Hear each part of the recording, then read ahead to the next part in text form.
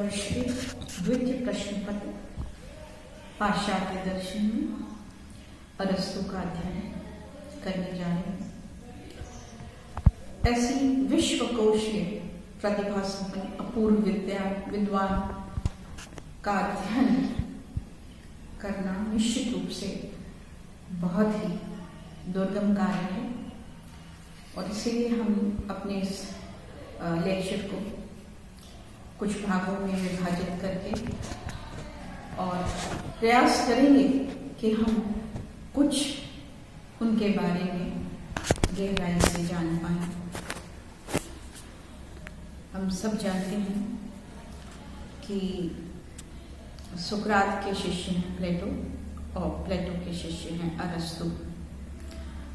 और एक तथ्य यह भी है कि सिकंदर महान यानी अलेक्जेंडर अरस्तु के शिष्य थे। ये भी सच है कि एक शिष्य से उसकी गुरु की संपन्नता को, उसके औदार्य को हम जान पाते हैं। वैसे अरस्तु के अध्ययन में जब हम प्रविष्ट होंगे तो हम पाएंगे कि छात्र अरस्तु के अध्ययन को बड़ी सरलता से आत्मसात कर लेते हैं, क्योंकि जब अध्ययन गूढ़ होकर सरल हो जाता है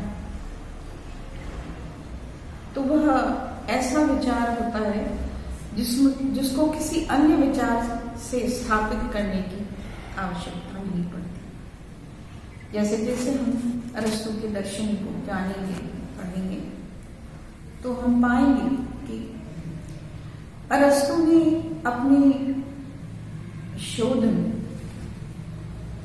इतनी अनुभूति का जो साक्ष्य लिया है वो इतना गहरा बैठा हुआ है, गुथा हुआ है कि हम उनके एक तथ्य को समझते हैं तो दूसरे पक्ष अपने आप उससे प्रस्फुटित होते हैं। हमारी इस साल के सिलेबस में तो हमें अरस्तु के दर्शन में अरस्तु का ईश्वर विचार पढ़ना है, अरस्तु का जो कारणता का सिद्धांत पढ़ना है और हमें तीसरा जो है वह अरस्तु के इस द्वैतवादी दर्शन में चेतन और द्रव्य, फॉर्म और मैटर का सिद्धांत पढ़ना है। और जैसे जैसे हम इनके दर्शन की पोटली को खोलते हैं, हमें एक सिद्धांत की झलक में दूसरे सिद्धांत का प्रतिबिंब बड़ी अमिट छाप देते हुए प्रभावित करता है। अभी मैंने कहा ये द्वैतवादी दर्शन है, यानी तत्वमीमांसीय दृष्टिकोण से हम देखें, यानी सार के रूप में अरस्तु ने दो तत्वों को मूल रूप से स्वीकारा है और वो है आकार यानी फॉर्म, जो कि अगर हम आम दर्शन की भाषा में समझें तो स्वरूप या चेतसी सत्ता, और दूसरा है जड़, जिसको हम दार्शनिक भाषा में द्रव्य के रूप में जानते हैं।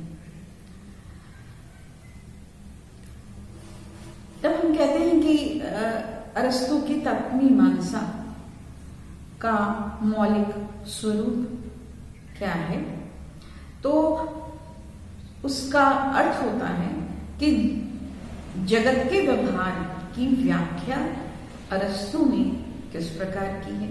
अभी अभी हमने जान लिया है कि द्वैतवादी व्याख्या है, यानी अरस्तु जो है जड़ और चेतन को लेकर या द्रव्य और आकार को लेकर या मैटर और फॉर्म को लेकर अपनी व्याख्या देते हैं और जगत के विस्तार की कहानी हमें बड़ी ही इसको हम कहते हैं कि निष्णात विद्वान की तरह वो एक वैज्ञानिक का रूप भी धरते हैं। वे एक चेत से सत्ता के रूप में, एक आविष्कारक के रूप में और एक अनुभूति संपन्न, प्रतिभा संपन्न विद्वान के रूप में अपनी व्याख्या प्रस्तुत करते हैं। इनका द्रव्य और आकार का सिद्धांत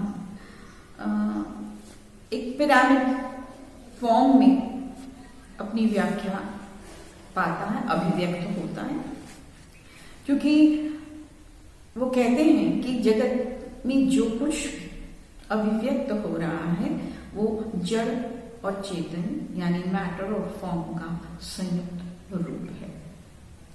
और जैसी व्याख्या वो देते हैं उनके अनुसार मैटर जड़ है और जड़ अर्थात स्थूल है, तो उसकी व्यापकता नीचे अधिकाधिक रूप में हमें व्यक्त दिखती है। ये मैटर गतिशील है, ऐसा अरस्तु कहते हैं। यह अपनी जड़ता से पूर्णता को प्राप्त करने के लिए प्रेरणा को प्राप्त करता है आकार से और उत्तरोत्तर ऊपर की ओर, ऊपर का अर्थ है अपनी जड़ता को छोड़ता जाता है, चेतनता को प्राप्त करता चला जाता है। हम अगर इसको एक अंग्रेजी के शब्द में अभिव्यक्त करें तो वो रिफाइनमेंट की ओर जाता है। इस रिफाइनमेंट में जो अभूतपूर्व सत्ता है, जो उसे प्रेरणा स्रोत के रूप में, इसको आगे चलकर ईश्वर की व्याख्या और ईश्वर रूप या ऐसा आकार जिसमें जड़ता का अंश मात्र या लेश मात्र भी नहीं, ऐसी अभिव्यक्ति ईश्वर के रूप में अरस्तु करते हैं। तो ये पिरामिड फॉर्म में जब जड़ता व्यापकता में होती है और चूंकि जड़ता निम्न मानी जाती है, जैसे जैसे जड़ता में चेतनता उत्पन्न प्रभाव से अपनी ओर ऊपर की ओर जाने लग जाती है, ये एक पिरामिड की व्याख्या का रूप लेता चला जाता है। अरस्तु ने इस जगत की चलायमान गतिशीलता को भी कारणता की व्याख्या के संदर्भ में समझाया है। मूल रूप से अरस्तु ने 4 प्रकार के कारण माने। पहला है उपादान कारण, दूसरा है निमित्त कारण, तीसरा है स्वरूप कारण और चौथा है लक्ष्य कारण। अरस्तु ने अपनी कारणता की व्याख्या से सिर्फ जगत की व्याख्या को ही नहीं समझा है, सर्वोच्च बिंदु पर तत्वज्ञानीय पराकाष्ठा पर उन्होंने अभिव्यक्त किया है ईश्वर का स्वरूप, जो कि ऐसा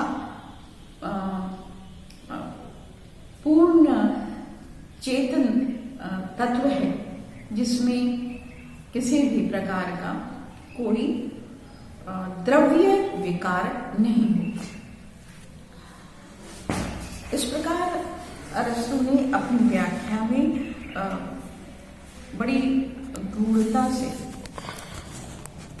अपने तत्वमीमांसा को, कारणता के सिद्धांत को और प्रकट स्वरूप में ईश्वर की व्याख्या को बहुत संपूर्णता से देने का प्रयास किया है। हम अरस्तु के बारे में ये जानते हैं कि ऐसे प्रतिभा संपन्न थे वो कि उन्हें अपने दादा गुरु हम कहें जिसको, सुकरात की प्रतिभाओं से भी संपन्न थे। अपने गुरु प्लेटो की उदार दार्शनिक विचार से भी परिपूर्ण थे। और उन्होंने जब प्लेटो की इस व्याख्या को कि एक पराजगत है जहाँ प्रत्यय निवास करते हैं और ये जगत उसकी एक प्रत्यात्मक झलक है, इसको उन्होंने द्रव्य और आकार में जब मेटामॉर्फोसाइज किया है तो उसमें हम पाते हैं कि अरस्तु ने प्लेटो की जो कल्पना है उसको यथार्थ में बदलने का बहुत संघर्षपूर्ण और बड़ा ही उदार कार्य किया है, और जिसमें जो बहुत आसानी से हमें अनुभूत भी होता है और जिसको हम इजीली, जिसको कहते हैं इजीली डाइजेस्ट कर पाते हैं। अरस्तु के दर्शन में हम पाते हैं क्योंकि प्रतिभा का हमें संपूर्ण नजारा देखने को मिलता है। ईसा से 560 वर्ष पूर्व एंड्रोनिकस नामक एक विद्वान ने प्लेटो के बारे में अरस्तु के बारे में कहा कि उस समय के जो प्रचलित विषय थे उनमें से शायद ही कोई ऐसा विषय था जिस पर अरस्तु की लेखनी नहीं चली। हम अंदाज लगा सकते हैं कि कैसे प्रबुद्ध विद्वान अरस्तु थे। आज भी हम जो तर्क शास्त्र पढ़ते हैं उसकी जो मूल पुस्तक है द ऑर्गेनिक, वो भी अरस्तु द्वारा ही लिखी गई। प्राणी शास्त्र के कई टर्म्स जो हैं वो अरस्तु द्वारा ही दिए गए हैं, इसलिए कई लोग अरस्तु को पदशास्त्री या टर्मिनोलॉजिस्ट भी कहते हैं। इस गूढ़ व्यक्तित्व वाले विद्वान का एक ऐसा परिचय हम, जो कि शब्द कम पड़ रहे हैं, गहराई बहुत है, लेकिन इसको जब हम इनके कृतत्व में देखेंगे, यानी हम उनके कारणता के सिद्धांत में, इनके द्रव्य और आकार में या ईश्वर विचार में देखेंगे तो हमें समझ में आएगा कि कितनी गहरी चीजों को अरस्तु की प्रतिभा संपन्नता ने इतना सरल करके एक आम आदमी को भी इसे अनुभूत करने के लिए सक्षम बना दिया। ये दर्शन का ही अभूतपूर्व लक्ष्य है कि जब हम गूढ़ विचारों को अपने साधना से क्या कर लेते हैं, हम अपनी साधना से इतना सरल कर लेते हैं कि वह आम जन तक पहुंचकर और उनके मनस पटल पर एक गहरा छाप छोड़े। तो हम अरस्तु के दर्शन को इस रूप में जानकर कल आगे बढ़ेंगे।